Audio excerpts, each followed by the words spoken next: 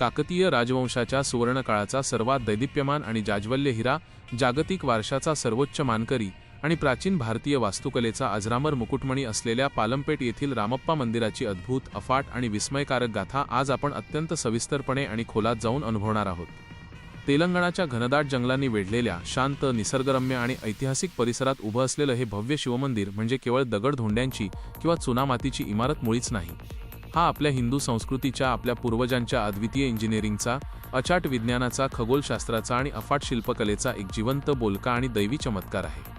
इतिहास सांगतो की जेव्हा जगप्रसिद्ध इटालियन प्रवासी मार्को पोलो या काकतीय साम्राज्यात आला, तेव्हा या मंदिराचे अलौकिक, विलोभनीय आणि दैवी सौंदर्य पाहून तो इतका थक्क झाला की त्याच्या तोंडून शब्द फुटत नव्हते. त्याने आपल्या प्रवास वर्णनात या मंदिराचे अत्यंत भरभरून कौतुक करताना लिहिले होते की हे भव्य मंदिर म्हणजे संपूर्ण भारतातील मंदिरांच्या आकाशगंगेतील सर्वात तेजस्वी, देदीप्यमान आणि चमकणारा तारा आहे.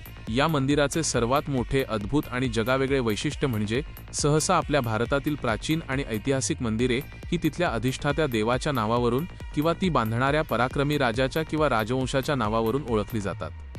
परंतु हे संपूर्ण जगाच्या पाठीवरील असे एकमेव आणि अत्यंत दुर्मिळ मंदिर असावे ज्याचे नाव कोणत्याही देवावरून किंवा राजावरून नाही, तर हे मंदिर आपल्या अथांग कौशल्याने रात्रीचा दिवस करून मूर्तरूपात घडवणाऱ्या एका सामान्य शिल्पकाराच्या म्हणजेच रामप्पा यांच्या नावावरून ठेवले गेले आहे.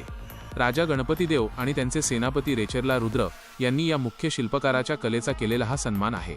आपल्या मातीतील कलेचा आणि एका कलाकाराच्या कौशल्याचा एवढा मोठा सन्मान करण्याची ही आपल्या पूर्वजांची थोर परंपरा आपली मान आज 800 वर्षांनंतरही अभिमानाने उंच करून जाते. या मंदिराच्या मुख्य गर्भगृहाकडे जाण्यापूर्वीच बाहेरून दिसणारी याची अवाढव्य रचना, याची अचूक भौमितिक रचना आणि इथली वास्तुकला आपल्याला विचार करायला भाग पाडते. हे संपूर्ण मंदिर एका विशाल, भव्य आणि तब्बल 6 फूट उंच नक्षत्र आकाराच्या म्हणजे स्टार शेपेच्या दगडी चौथऱ्यावर अतिशय दिमाखात उभे आहे.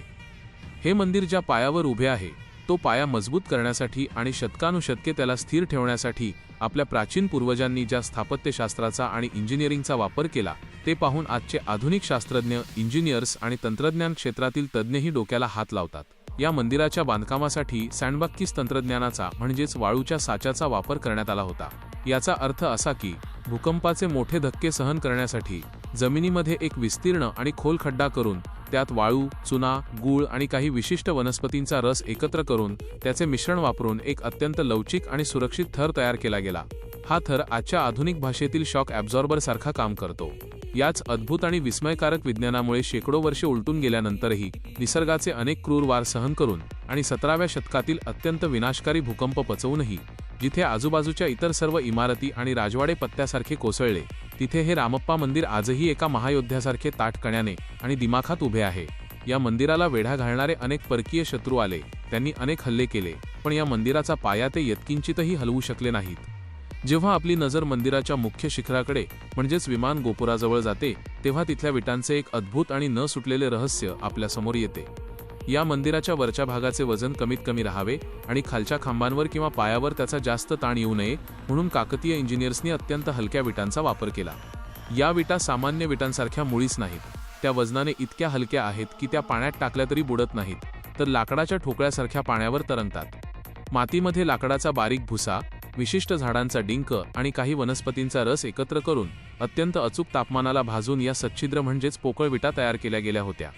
आजचे आधुनिक तंत्रज्ञान वापरूनही अशा प्रकारच्या विटा बनवणे अत्यंत कठीण जाते.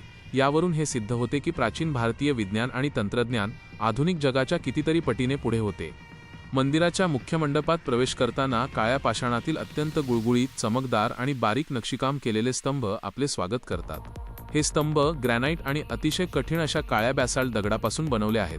या स्तंभांवर आणि छताच्या भागावर रामायण, महाभारत आणि शिवपुराणातील अनेक महानाट्यमय आणि ऐतिहासिक प्रसंग इतक्या सूक्ष्म आणि बारकाईने कोरले आहेत की ते पाहताना डोळ्यांचे पारणे फिटते.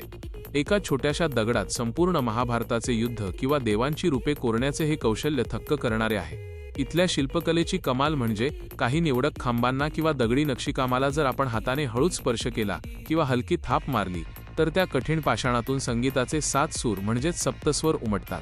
दगडाला छिलून त्याला आतून अचूक पोकळ करून त्यातून संगीताचे अचूक आवाज काढण्याचे हे दिव्य आणि अद्भुत कौशल्य केवळ आणि केवळ आपल्या भारतातच पाहायला मिळू शकते. मंदिराच्या छताला आणि खांबांना तोलून धरणाऱ्या मदनिका, नर्तिका आणि नागिनींच्या 12 अद्भुत मूर्ती तर सौंदर्याचा, लावण्याचा आणि भारतीय कलेचा परमोच्च बिंदू आहेत. काळ्या पाषाणात कोरलेल्या या मूर्तींचे नाजूक हावभाव, त्यांच्या अंगावरील बारीक नक्षीचे दागिने, त्यांच्या पोशाखाची घडी आणि त्यांच्या शरीराचे वळण पाहताना हे दगड नसून प्रत्यक्ष जिवंत स्त्रिया तिथे उभ्या आहेत आणि काही वेळातच त्या नृत्य करायला सुरुवात करतील असा भास होतो. या मूर्तींना दिलेली पॉलिश इतकी उच्च दर्जाची आणि दर्जेदार आहे की आज 800 वर्षांनंतरही त्या एखाद्या धातूच्या किंवा काचेच्या मूर्तीसारख्या चकाकतात. या मुख्य मंदिराच्या समोर एका वेगळ्या मंडपात बसलेला नंदीसुद्धा नेहमीच्या मंदिरांपेक्षा पूर्णपणे वेगळा आणि वैशिष्ट्यपूर्ण आहे.